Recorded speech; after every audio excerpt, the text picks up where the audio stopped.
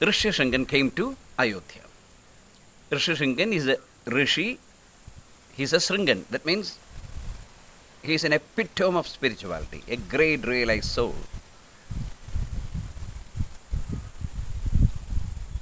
He was the son of Vibhandan. Vibhandan means, we can say, a person who has lost all his bundles. That means he has no attachment. He has totally detached himself, his mind from all this Maya. That's why he is called Vibhandan. And Vibhandan trained Rishishringan to become a great saint, and he became a great saint. And he was invited to Ayodhya. That's the capital of Kosala. And Ayodhya, the word means peace, isn't it? No yuddham, no war. So it's very important that a sadhaka develops a peaceful mind. That is, you should not have violent thoughts about anything or any person. You should be in peace with everyone around you, with everything. If you cannot give peace to others, then you can't develop in sadhana, that's sure. And more important, if you can't give peace to yourself, that's a very important thing, then you won't go forward in sadhana. It is very essential that you should have a peaceful mind. That's why the yogis always say, Om Shanti, Shanti, Shanti. Right. Shanti means peace. Then the great yagam started. Yagam means a collective prayer. Many people come together and pray. Christians and Muslims pray together, but Hindus, they don't pray together usually. They come together only during the Deeparadhana's time of temple. Otherwise, they go into temple and there is a deity and bow to the god inside. So it's a single prayer. Actually, the great saints have said that that's the most beautiful prayer. Even Christ said, you sit in a closed room. First close the doors and sit in total silence and pray to God in you. Don't shout at God. Why should you shout and dance and blow horns? Just sit in silence and talk to God inside you. As Kabir has said, Tera sai tuchmein jom bhupan membas kasturi kamar ke jom fir dhundega, isn't it? The kasturi deer goes searching for the beautiful smell that it gets. It walks through the grass looking for that, but actually it comes from its navel. Just like that, God is in you. Tera sai tuchmein jom bhupan membas. Just like a flower has scent. So why do you go around like a kasturi deer? That's what Kabir says. Well, but yaga is not like that. There are a lot of rituals in a yaga, and so many priests and saints come together and do the yaga. And in the end of the yaga, from the home fire, came out Agni Deva. Why Agni Deva? See, Agni is the only element among the five which purifies everything, but it never takes the impurity in it. You're washing something with water. That water also becomes impure.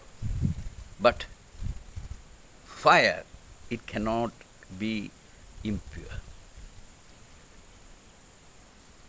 So, from Agni, that means a sadhaka has to be pure. Right. Agni comes out and gives a vessel which is full of payasam.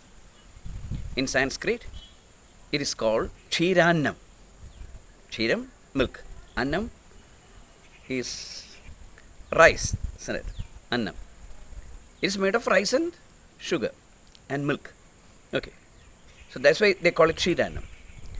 But there's a spiritual significance that milk is always treated as a symbol of spirituality, and annam is always treated as a symbol of materialism. That's why in Bhagavad Gita, Bhagavan says, it is from the food that everything comes in our body. So this food, which is commonly we have rice and wheat and all that. So let's say the rice. Rice is very important for us. This food is very important for us. So Chiranam means it's a combination of spirituality and materialism. There cannot be a life without materialism at all, or there cannot be a life with absolutely spirituality. So life is itself a combination of materialism and spiritual. In Sanskrit, they have a word Paramahamsa, the greatest of the spiritualists. For example, Sri Ramakrishna Paramahamsa was a Paramahamsa. It is believed that Hamsam, that's a bird from the heaven. That bird is a very peculiar bird.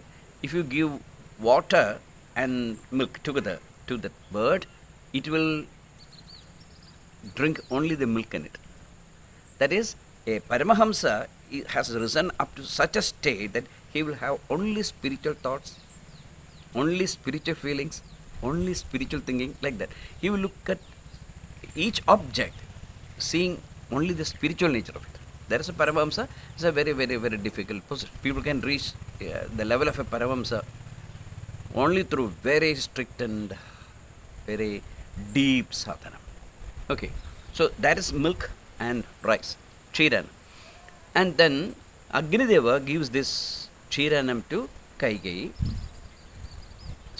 Agnideva gives this Chiranam to Dasharathan. Dasharathan hands over that to Kausalya, because she is the eldest. And then Kaikeyi was also there. I think she was in control of all the yaga things. So Kausalya gave half of it to Kaikeyi. Then there was Sumitra, the third wife. What did Kausalya do? She gave half of that portion, half of Chiranam, her portion, to Sumitra. Then Kaikeyi also gave half. And because of the spiritual power in that payasam, after some months, all these ladies became pregnant. Dasharathan was totally happy. Everyone in the country was happy, because now the three wives of the king are pregnant, and soon there will be children for the king to hand over his power, isn't it? His jungle. See. Now, let us see the spiritual side of it. The first child came out of Kausalya. That is Rama. He was the eldest. And then Bharata, Kaikeyi gave birth to Bharata. And then came twins, that is Lakshmana and Shatrughna. So Rama, Bharata, Lakshmana, Shatrughna, 4 children. You know the meaning of the word Rama? Our craving for spiritual knowledge is called Rama. Our craving for removing this blindness from our eyes. Ajnana timiranthasya jnananjana shalakaya chakshurunmilidam yena tasmai Shri Gurave. That means, O Guru, that's a prayer to the Guru, O Guru, you wipe out that cataract from my eyes. And in Ayurveda, especially in the ancient days, this film of cataract was removed with a stone called Anjana stone. And they sharpen the stone and slowly remove that. That's very painful. And so the patient will be tied to a coat and all that. It is a very difficult thing. It is really painful. So the Chela, the Shishya, asked the Guru, O Guru, please take away this cataract from my eyes. Which eye? Not the external eye, but the internal eye. Please give me eyesight. Eyesight for the inner eye. That's it. So Rama is born. You have entered into the first experience of spirituality. Then we have Lakshmana.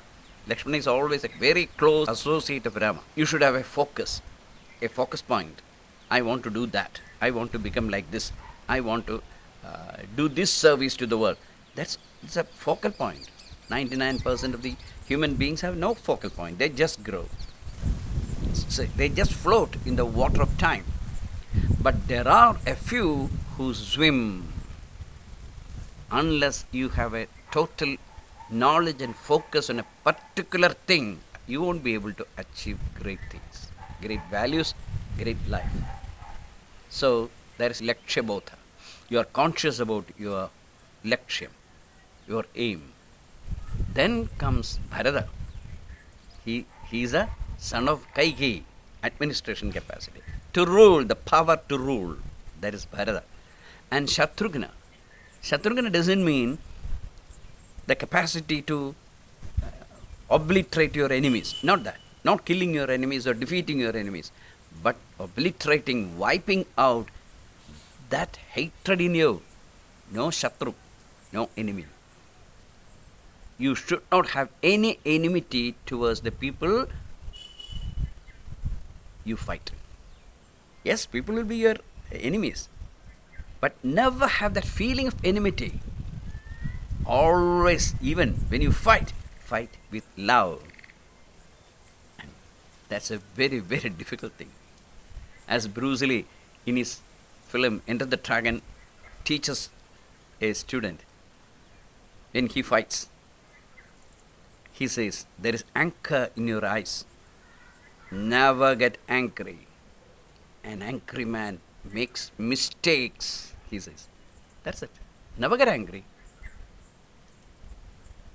Even if he's a great sinner, you can hate his sin, but not that person. So that's a capacity that the sadhaka has to achieve. So Rama, the spiritual identity, Lakshmana, concentration on your aim, Bharata,